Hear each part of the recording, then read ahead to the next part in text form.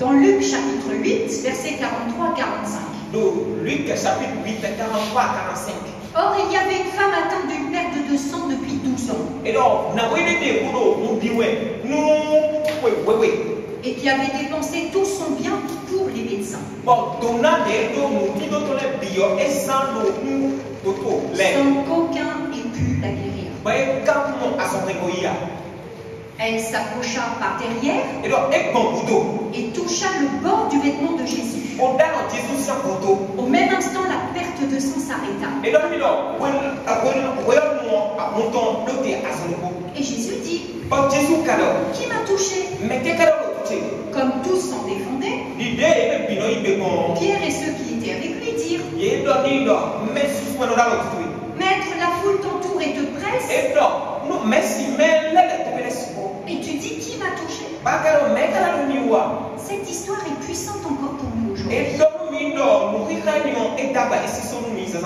Une femme est là, elle est malade, elle est dans la foule, elle entend parler de Jésus et elle décide d'aller à la rencontre de Jésus. On voit ici une situation particulière. Il y a quelque chose qui la différencie. La Bible nous dit qu'elle avait mis tout son argent et elle a dû vendre tous ses biens. Elle l'a donné au médecin et elle cherchait sa guérison. Mais elle avait un objectif ce jour-là. Puisque rien n'avait fonctionné auparavant, elle décide de faire autrement. Elle décide d'aller atteindre le bord du vêtement de Jésus. Qu'est-ce qui la différencie des autres? Qu'est-ce qui a fait que dans la parole, nous avons voulu mettre à l'honneur cette femme? Puisque à travers les évangiles, on trouve plusieurs exemples où les hommes touchaient avec un grand H, touchaient le bord du vêtement de Jésus et recevaient tout de suite leur guérison. Ici, le mot bord, c'est kraspédon en grec. Ce qui signifie les franges. Les franges, c'était ce que la loi ordonnait aux Israélites de mettre sur leurs vêtements de dessus.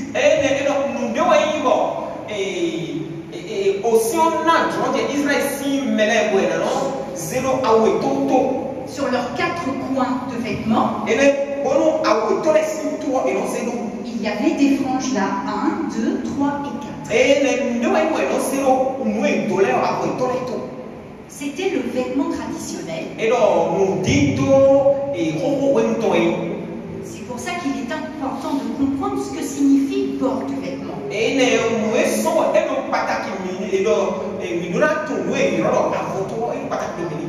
y a beaucoup d'exemples dans la parole de Dieu ou dans la foule. Il y en a qui ont touché ce bord-là.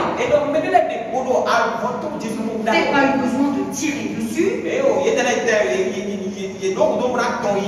l'attraper, mais uniquement peut-être de l'effleurer. Et ils étaient guéris. Que faisait le maître à ce moment-là? Il ne faisait rien. Il ne faisait rien du tout. Il allait là avec la foule. Il enseignait la foule. Et quand la foule était trop nombreuse, ils avaient compris que Jésus avait une puissance en lui tellement forte que rien que de toucher le bord de ce vêtement, ils étaient guéris. Amen. Amen. Jésus était très sollicité. Jésus-Christ, il était tout le temps pressé par la foule. Il était tout le temps avec les gens. Il allait de ville en ville, de village en village.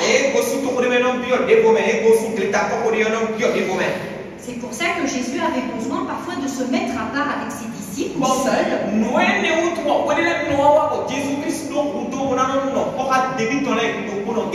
Pour se ressourcer dans la présence de son Père.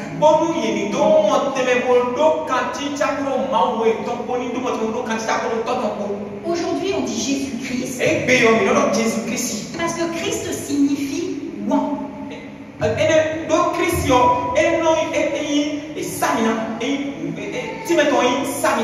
Cela vient du grec ancien Christo, qui vient même traduit de l'hébreu ancien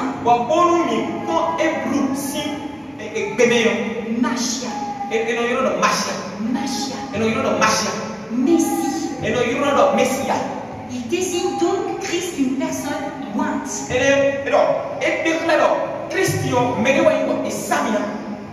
Et le Seigneur était tellement revêtu de cette onction que ses vêtements en étaient imprégnés. Dans la parole de Dieu, il est souvent aussi soulevé que l'onction est sur une personne, mais que son vêtement, les linges, l'ombre, guérissait. L'apôtre Pierre, quand il marchait, son ombre guérissait les malades. L'apôtre Paul, on disait qu'on prenait ses linges comme ses mouchoirs et il prenait les linges de Paul et il faisait comme ça et l'onction se déversait sur les personnes et il guérissait sans qu'il y ait l'imposition des mains. L'onction n'a pas de limitation. Elle peut grandir et impacter le monde matériel. La première fois que j'ai vu cela, c'est avec le ministère du pasteur Benny Hinn,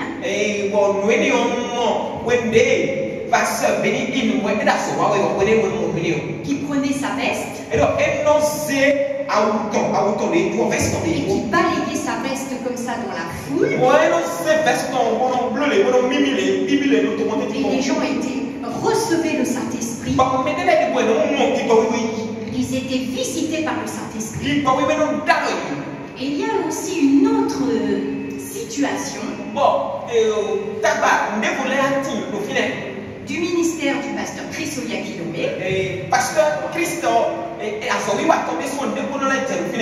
Il est dans sa conférence. L'onction est si puissante. Il y avait une chaise qui était sur l'estrade. Et on appelle une personne de la sécurité. Et on lui demande d'essayer de s'asseoir sur la chaise. Il n'a jamais pu s'asseoir sur la chaise. L'onction était sur la chaise. Quand il essayait de s'asseoir sur la chaise, il y avait un moment, l'assise était là. Il n'arrivait pas à s'asseoir dessus tellement l'onction était sur la chaise. On aura l'occasion de reparler de l'onction une autre fois pour vous expliquer comment fonctionne l'onction, qu'est-ce que l'onction. On va revenir à notre histoire. Qu'est-ce qui rend ce témoignage si puissant de cette femme à la perte de sang?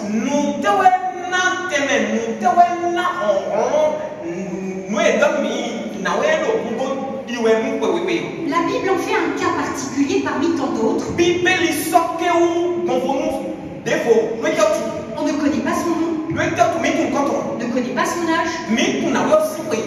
On sait qu'elle est malade depuis 12 ans d'hémorragie.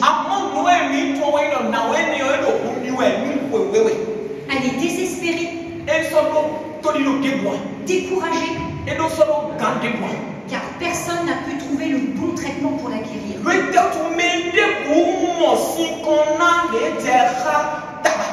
Pendant 12 ans, elle a fait tout son possible pour atteindre sa guérison. 12 ans de souffrance et de honte.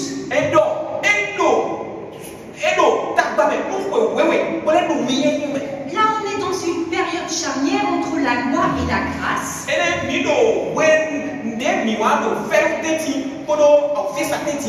Sous la loi, cette femme était considérée comme impure. Elle ne pouvait approcher personne. Elle ne pouvait pas avoir de vie sociale. Parce que sa maladie ne lui permettait pas, puisqu'elle était déclarée impure par la loi. Et la loi était suivie à la lettre. Amen. La Torah était suivie à la lettre. Amen. Elle a consulté les médecins. Elle a pris les médicaments. Elle a essayé les remèdes qui lui étaient prescrits. Mais elle y croit encore. En 12 ans, elle y croit encore. Elle dépense encore son argent pour être sûre de rencontrer un autre médecin qui va lui donner un traitement efficace pour la guérir. Elle garde une lueur d'espoir. Le jour où elle voit Jésus, elle entend parler que dans son village, ce Jésus, dont je pense qu'elle en a entendu parler, elle voyait les miracles. Elle a saisi l'occasion d'aller à l'encontre de Jésus. Elle le cherche. La foule est nombreuse. Ça fait 12 ans qu'elle est malade. Elle est fragile. Elle n'a plus de force. Et il y a peut-être des personnes autour d'elle qui s'agitent de toutes parts pour essayer même d'essayer de voir Jésus, de s'en rapprocher le plus possible. Et elle fait tout son possible pour qu'elle aussi puisse faire son expérience. Toucher le bord de son vêtement. Elle savait qu'il faisait des miracles. Elle le constatait, elle le voyait par ses yeux. Elle veut sa guérison. C'est une question de vie ou de mort. C'est peut-être la seule solution qui lui reste pour trouver sa guérison.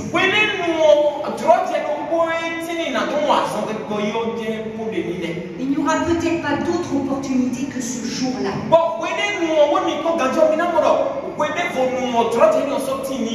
Qu'est-ce qui la différencie?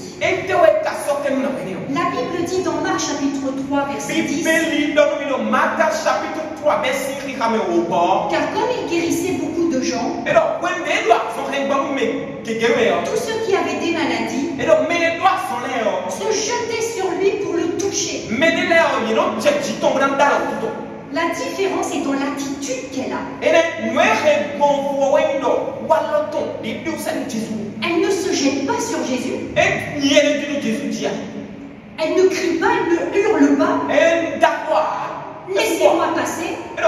Je veux voir cet homme, laissez-moi une place. Ce qu'elle fait là, elle met tout le restant d'espoir et de force qu'elle a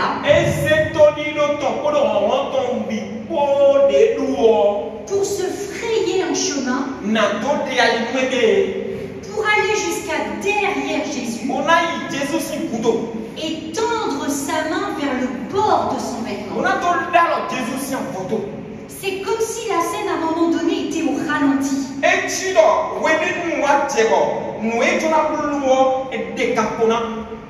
La scène entre Jésus et cette femme est comme au ralenti.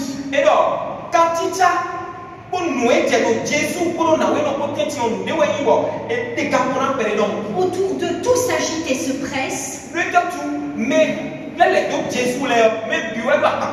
Mais on peut imaginer cette femme comme au ralenti d'aller toucher le bord de son vêtement malgré tout le tumulte autour d'eux.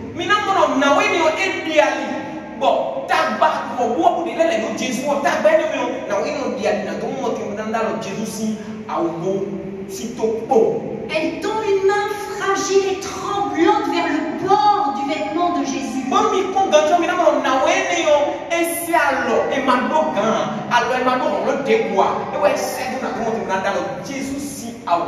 C'était un gros effort pour elle de faire ce qu'elle a voulu faire.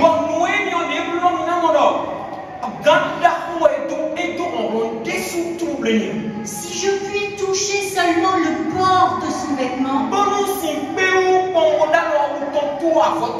je serai guérie. Elle y a cru. Elle s'est battue. Et elle fut instantanément guérie.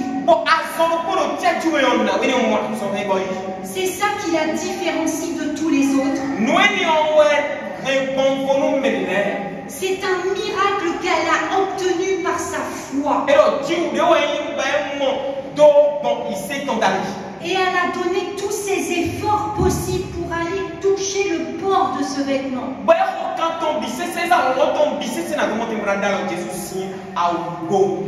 L'onction de Jésus et la foi de cette femme l'ont guéri instantanément. Les joues et les chaînes sont brisées dans l'onction.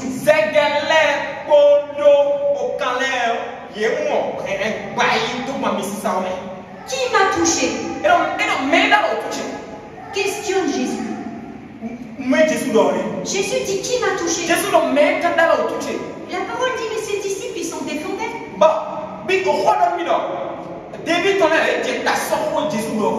Tu dis qui m'a touché? Mais regarde la foule autour de toi qui te presse. Regarde, tout le monde est en train de te toucher.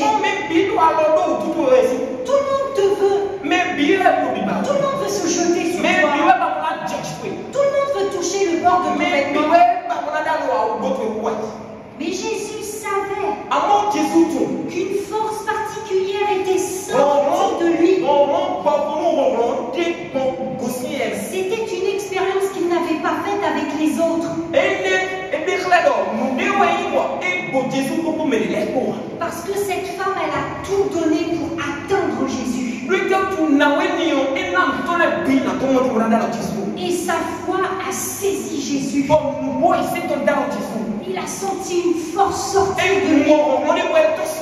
Cette force qui l'a guéri,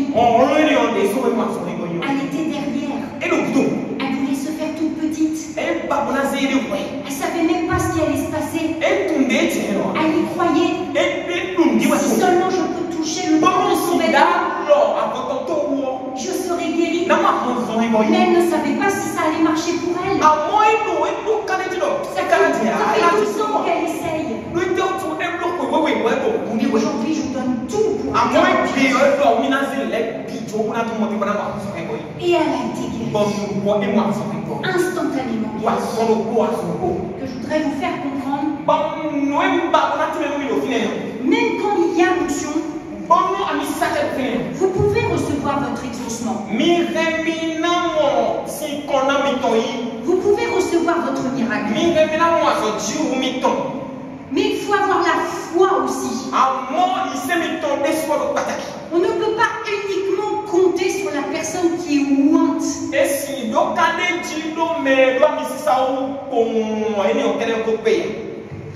Il faut aussi avoir la foi de croire qu'aujourd'hui le miracle est possible. C'est un moment extraordinaire qui se passe là. La femme sort un petit peu de derrière Jésus. Elle avoue. Elle donne son témoignage. Et Jésus lui dit, va ma fille. Ta foi t'a sauvée. Cette femme a mis sa foi pour toucher le bord du vêtement de Jésus. Pour avoir son miracle. Mais sa foi a une double action dans sa vie. Elle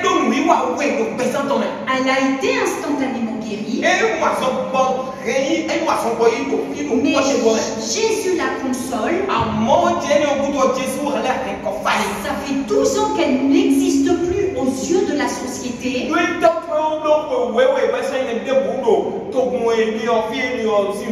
Elle n'avait plus de vie de femme. Elle était devenue transparente, écartée de la vie sociale. Et Jésus lui dit, ma fille, ta foi t'a sauvée. Ta foi t'a guéri. Mais Jésus lui dit, ta foi t'a sauvée. Le miracle de guérison lui a permis de rentrer dans sa vie éternelle. Sa foi l'a sauvé pour toujours. Alléluia. Et quand on a la foi pour quelque chose, attendez-vous aussi à recevoir autre chose de plus grand encore.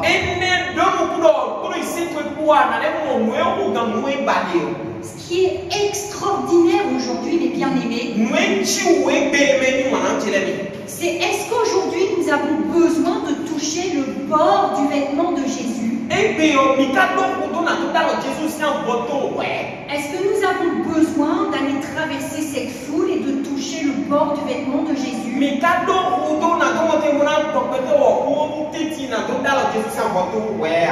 Non. Jésus est ressuscité. Jésus est vivant. Il est toujours le même hier, aujourd'hui et éternellement. Il est monté au ciel. Il est avec son Père. Notre Père. Assis à sa droite. Il a envoyé le Saint-Esprit. Et aujourd'hui, tout est possible. Tout est possible ici. Tout est possible en même temps en Europe. Tout est possible en même temps aux États-Unis. Il n'y a plus de limitation à la puissance de Jésus partout dans le monde. Jésus ne pouvait être qu'à un endroit. Mais aujourd'hui, il est partout. Il est en nous. Et il agit partout. Avec nous. Pour nous. En nous. Dans la puissance du Saint-Esprit. C'est pour ça, mes bien-aimés, s'il y a un problème de maladie dans ta vie, crois que cela est encore possible. Cette femme a été malade pendant 12 ans. Plus rien dans les poches. Peut-être même plus un toit pour se couvrir. Plus de travail. Plus de maison. Plus rien. Mais ce qu'elle a fait, elle a payé le prix. Elle a payé le prix. Jésus va vous demander aussi de traverser la foule et de mettre toute votre foi pour aller le rencontrer. C'est ce qui fait la différence avec cette femme. Quand on a évangélisé hier, des personnes voulaient la prière. Nous avons prié pour les personnes. On leur a imposé les mains dans la rue hier. Parce que la vie chrétienne ne se limite pas aux 4 murs de l'église. Quand on se déplace quelque part, l'église est là-bas. Jésus est là-bas. Mais il y a parfois Jésus qui questionne ses enfants. Tu veux la prière là tout de suite? Parce que tu passais par là. Tu as entendu qu'il y avait des gens qui parlaient de la bonne nouvelle et qui t'invitaient à venir les rencontrer pour qu'on échange ensemble.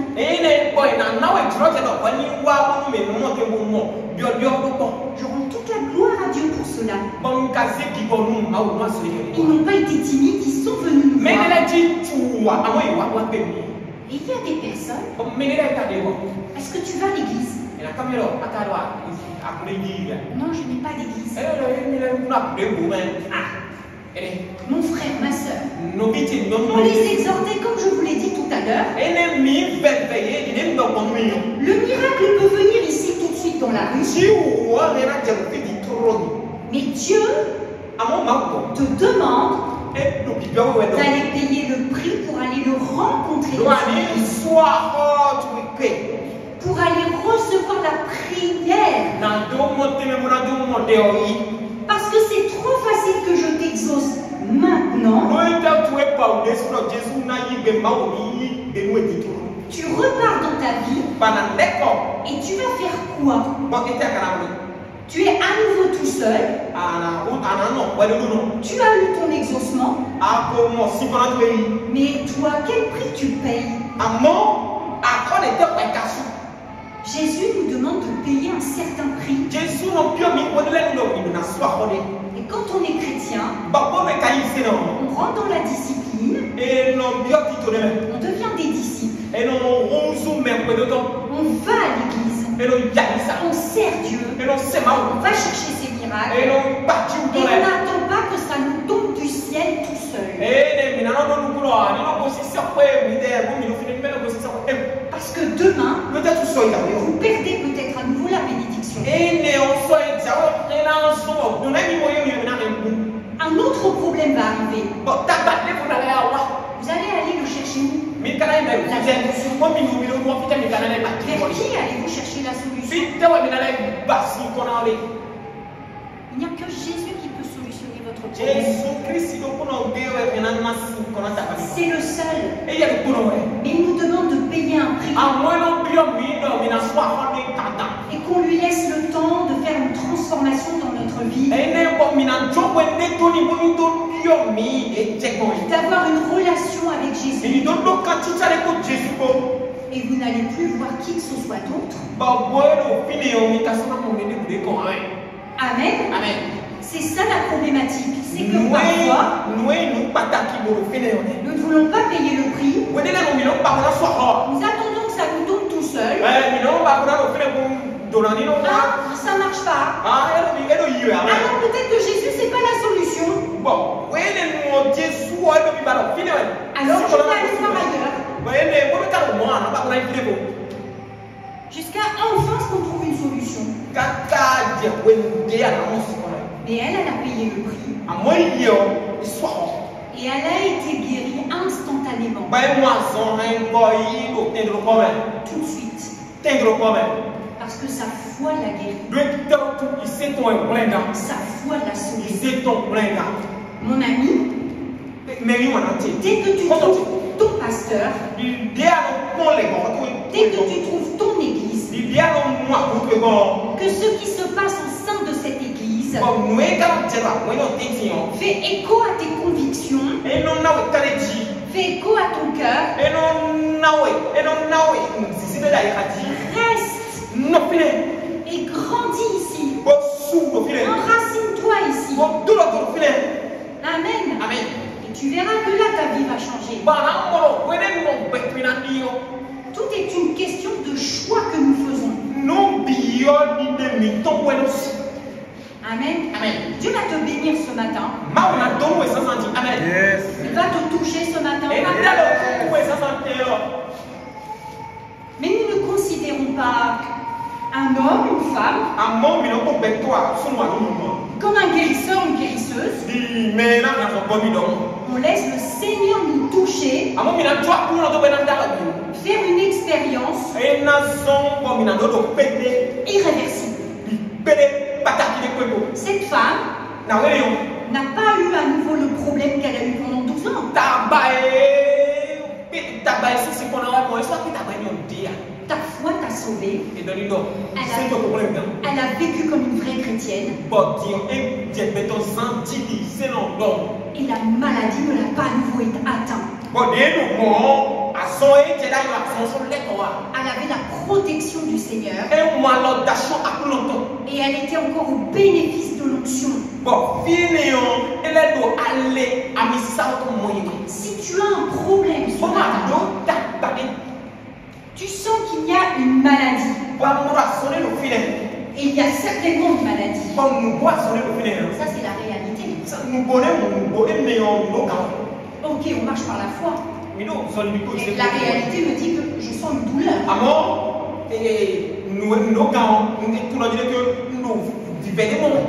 Le médecin vient constater qu'il y avait un problème. On ne peut pas le nier.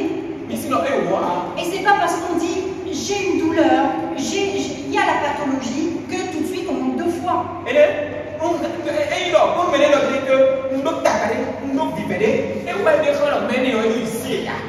C'est la réalité.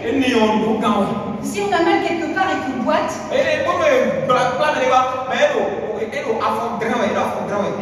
c'est une réalité, ça se voit. Il y a des maladies qui ne se voient pas. Mais c'est pas pour autant qu'on doit la nier. La différence que nous avons, nous, en tant qu'enfants de Dieu, c'est que nous nous concentrons sur la vérité de la parole de Dieu,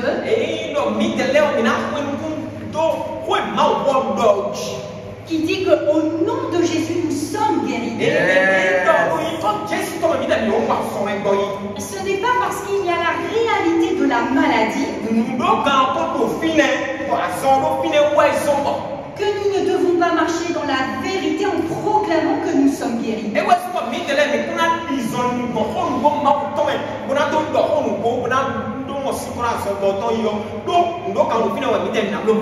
Aujourd'hui, s'il y a la maladie, pourquoi que Dieu guérit encore aujourd'hui? Jésus a payé sa vie sur la croix pour te guérir aujourd'hui.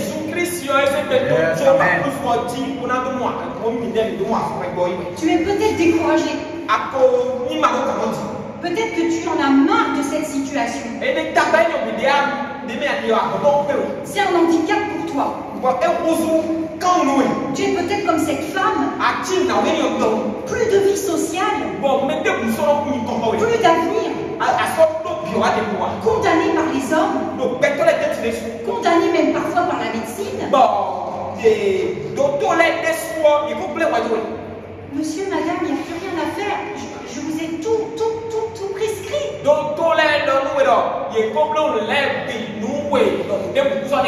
Est-ce que ce sont les médecins qui sont au contrôle de notre vie? C'est Dieu. Et Dieu dit là où les hommes et les femmes sont limités, moi je ne le suis pas. Moi je vais te redonner l'honneur. Moi je vais te donner la guérison. Moi je vais te donner le miracle. Fais comme cette femme. Crois encore aujourd'hui que je fais des miracles.